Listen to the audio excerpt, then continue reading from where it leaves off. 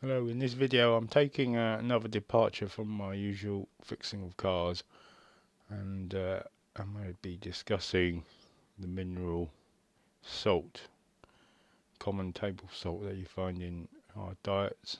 It's the most abundant mineral in our body that we need, made chemically of sodium chloride, uh, one sodium atom to two chlorine atoms. And as you see, as soon as I Google picture of salt, uh, this is common white crystal. There's already images of people suggesting too much salt, as you see down below. It's a naturally occurring substance, naturally found in things like salt mines. And talking about salt mines, ancient people who traded in salt. So if you used to live in the vast kind of interior of a continent like Africa, unless you knew of a salt mine, unless you kind of followed an elephant around and they knew where salt mines were, because in fact elephants take a big trouble, a lot of trouble just to dig up salt. You'll need some sort of ancient people needed salt routes, which is what I'm indicating here. The Sahara Desert. So you would kind of make salt on the coast by drying it in the sun, by drying seawater in the sun. And you carry it through camelback. You pile it up, carry it through camelback, and you take it to the interior of places like Africa. It must have been worth a lot, because if it was like worthless like it is now, people wouldn't have bothered, and people wouldn't be able to survive in the desert. So large slabs of salt baked in the sun. Um, it's a very important mineral, so they must have paid heavily for it. Must have exchanged lots and lots of money for salt in the past. Um, these days you can buy it very, very cheaply, and I'm sure even in the centre of Africa it's very cheap, but in the old days when there's no transport, very, very expensive. Um, so salt is vital and was more um, important as a commodity to trade in the past, not so much now. Now, this here, I'm talking about the average adult in the UK eats about 8.1 salt. So I googled RDA, recommended daily allowance salt UK.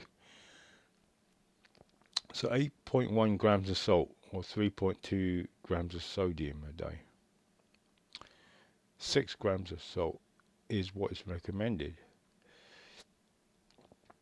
So it even says yes, it should be lower than that for babies and children. So on average, the important point is average. So a normal adult eats that, and they're suggesting it should be eating no more than 6 grams of salt. I remember bringing up this chart. This is more to do with calories, I think. What we eat, grains, proteins, dairies. I tried googling salt here, uh, and that's what came out. So ignore that bit. Uh, so salt is what we're interested in, and 8 grams of salt. It says here, it's kind of a bit fuzzy, but it suggests that 1 teaspoon is 6 grams of salt a day. Just here in this line here, 1 teaspoon or 6 grams of salt a day. So 1 teaspoon is all that is suggested for recommended daily allowance of salt per day. Now, to me, I don't know about anyone else, it just sounds like it's not a lot at all. 1 teaspoon. Here's a typical teaspoon. That, whether it's heaped or not, I guess it's going to be heaped, of salt is what they recommend. Uh, if you really think about it, it cannot. I mean, you think to yourself, right, maybe I don't need that much, and it sounds alright, 1 teaspoon. But then you consider, say, for example, a man or woman who does exercise, and it's not the average UK adult. Someone who exercises in the gym, like these young ladies here exercising, look at the amount of sweat that's pouring off her. Um, so have you ever had one bead of sweat dribble down your forehead and you kind of taste it? It dripped into your mouth and it tastes kind of salty. That salty taste didn't come from nowhere. There's a grain of salt in there, at least a grain of salt in that one drop to cause that salty taste, right? And then if you consider the whole of your surface area of your skin, and that's just one pore. We're talking about one or two pores making that drop of sweat. But the whole of the surface area of your body, look how large it is. How many pores have you got in your body? Thousands and thousands of them. Look at him. Look, all the little drops of sweat, each one having its own little grain of salt. And if you notice, when you begin to sweat during a workout, it's very salty. Towards the end of a long, long workout, the sweat becomes very bland tasting. It says you've used up your supply of salt, kind of. It goes kind of watery. Just imagine all those pores sweating out all those little grains of salt during the workout. And not only that, if you look, for example, if you're not the average adult, you do something apart from sitting in the cold in the UK, you go on holiday and it's warm, or it's the summer in the UK and it's above 20 degrees, you're going to be sweating away. Like it or not, you can put as much antiperspirant on your under armpit, but the rest of your body will be sweating. And again, you'll be losing salt all the time.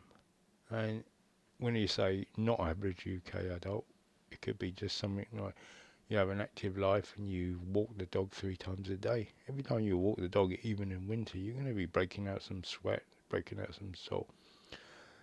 And also not forgetting, every time you go to the toilet, you're going to be urinating out salt, losing salt that way as well.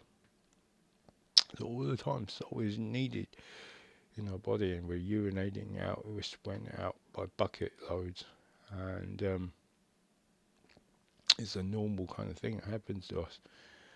Now, what's the downside of sweating out all this salt and not replacing it, in my opinion? Well, our body, this is a picture of normal ECG or echocardiogram. This is a beat of the heart. Now, the beat of your heart, the heartbeats needs, if I look back at my old chemistry days as a teacher, this is a picture of, if you had, say for example, if you had pure water and you put electrodes in, cathode is negative terminal, anode is positive. If you tried to turn on electricity, there'll be no flow, there'll be no bubbling, there'll be no hydrogen coming out the cathode, there'll be no chlorine coming out the anode for pure kind of distilled water. So, but during our experiments, when you put a pinch of salt in there, stir it around and try the same experiment again, using the same water, lo and behold, bubbles will come out. You'll get you'll get chlorine and hydrogen. You can smell it, you can smell the chlorine, and it works. So salt is actually essential for electrolysis. So for electricity to conduct in your body, salt is essential. So your heart's got these nodes on it that initiate the signals for the electricity, and all that requires those cables inside there is liquid, and in the liquid there is basically salty liquid.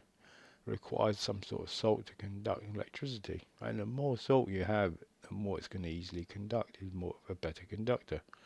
So a very low salt diet, if you deplete, you'll be depleting yourself of the essential minerals that help to conduct electricity. My point is, apart from everything else, one of the essentials of our life is to regulate our heartbeat, right? And if you've got a very low salt diet, you're going to have It could lead, in my opinion, it could lead to things like arrhythmias or irregular heartbeats, something that the doctors would never tell you. No, I went on holiday recently to Greece, and very hot. It was last summer, 36, 35 degrees every day, and I was absolutely fine before I got there. But by the second day, I was sweating away. First day like bucket loads, and second day I was feeling already very, very ill. And I was thinking, why do I feel so ill? And I was at a restaurant, and the restaurateur, I ordered a Greek salad, and the restaurateur came along and said, okay, you need to put 4 things on your salad: olive oil, pepper, um, vinegar, and the last thing is salt. And I'm pointing here to a lump of feta cheese. This is exactly what the Greek salad looked like. Feta cheese normally is very salty, and you have it right in the middle of their salad. So I poured the 4 ingredients on. He emphasised have plenty of salt. After I poured, normally I hate feta cheese; it's so salty. But when I tasted this feta cheese that day, it kind of tasted like nothing. I thought it's a bit odd, and I'm wise enough to realise that it must be low in salt. So I tasted the salad, and the salad tasted okay, but it wasn't salty enough. I thought to myself, let's listen to this guy, and I chucked some salt on, much more than I would normally do, and it kind of tasted still the same, kind of bland. Again, I sprinkled the salt on, tasted it again. Um, Again, nothing. Again, I sprinkled the salt on, tasted it again. Still didn't taste. I thought this is very strange. Normally would spat this out by now. Again and again, I did it about 6, 7 times, and in the end, 6, 7 times out, I thought, okay, this is starting to taste okay now. So I started tucking into this Greek salad. I must have laid on probably 7 times the amount of daily recommended allowance of salt. 7 times. I've probably had about 30. They recommend 6, so it's 42 grams of salt already. I've chucked on 42 grams of salt into one plate, one dish, and I didn't eat. I probably ate half of it. And the other half I shared with someone else. And I thought, wow, I must be low in salt. Must be why I must be feeling very, very ill.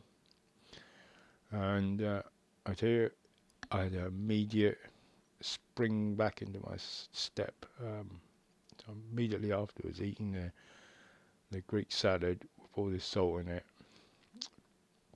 immediately felt much, much, much better. And that's when I realised, I thought, I've been duped all my life, really, or misinformed. Now, I'm not saying that the government is deliberately suggesting that we have a low salt diet to harm us. I'm not saying that, but they do recommend for the average person. What they don't say in their information leaflets is if you do anything apart from the ordinary, which could be an active lifestyle, go on holiday. What they don't suggest is that you up your salt intake, which is what I'm suggesting here. So I think in the future, what's going to happen is more information will come out. Now, like I said, I'm not suggesting and deliberately trying to mislead people, but I think in the future, when more information comes out, this video will get a lot more views. People will be searching for more information.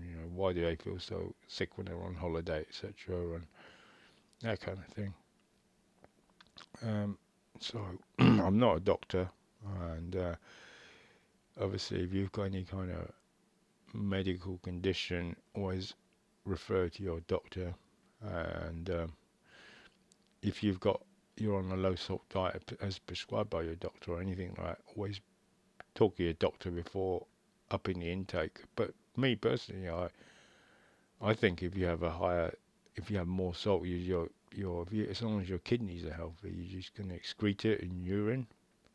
So I can't really see the harm in that. But like I say, I'm not a doctor, so this is a bit of a disclaimer for me. But if if you're a normal kind of person, and you, especially if you're an athlete or you go to the gym or you have an active lifestyle,